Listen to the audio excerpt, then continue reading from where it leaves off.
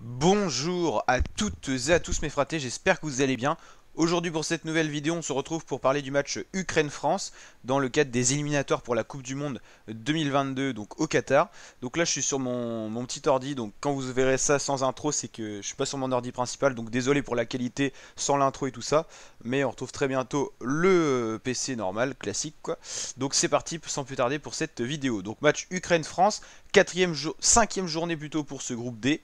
Donc on va regarder un petit peu où se situent les équipes. Donc la France un peu décevante hein, sur 4 matchs, 0 défaite quand même, mais 2 gagnés seulement, 2 nuls quand même, avec des contre-performances et une défense réellement fragile.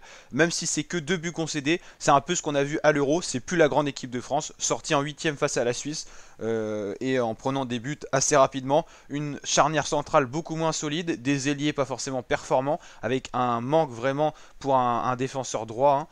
Hein. Au niveau attaque, c'est pareil, il y a de très très bons joueurs tout simplement, mais pour combiner ensemble, pour créer quelque chose d'homogène, c'est très compliqué. Donc c'est ce qu'on voit du côté de l'équipe de France, avec au niveau des individualités un effectif monstrueux, mais au niveau du collectif, vraiment c'est tout l'inverse, il n'y a pas un bon rendu. Ça a été le cas d'ailleurs pendant de nombreuses années de l'équipe d'Angleterre.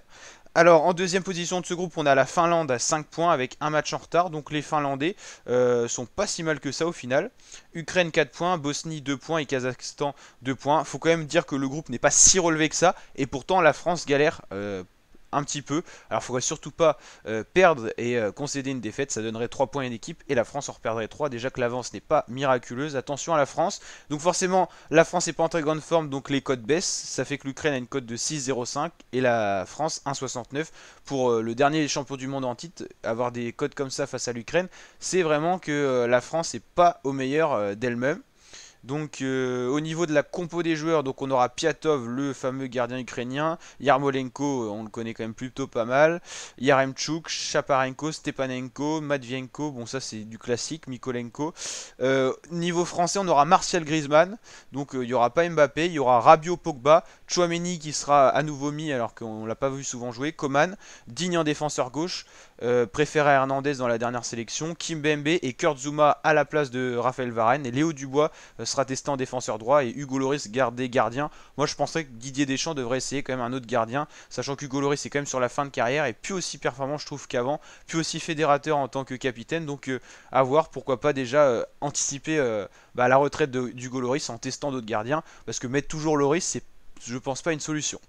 Donc voilà ma team, j'espère que cette vidéo vous a plu. Mon petit prono pour ce match, donc n'hésitez pas à mettre le vote en commentaire. Mon petit prono pour ce match, ça serait une victoire de la France sur un 2-1, allez 2 pour la France et 1 pour l'Ukraine.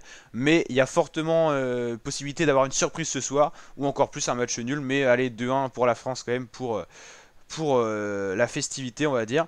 Donc voilà, donc n'hésitez pas à liker, vous abonner et partager. Je vous rappelle qu'on suit en intégralité les éliminatoires de la Coupe du Monde 2022 sur ma chaîne YouTube, donc n'hésitez pas à vous abonner pour suivre tout ça. Et on retrouve bien sûr les intros adaptées et tout ça dès que je retrouve mon PC principal. Allez, ciao mes fratés.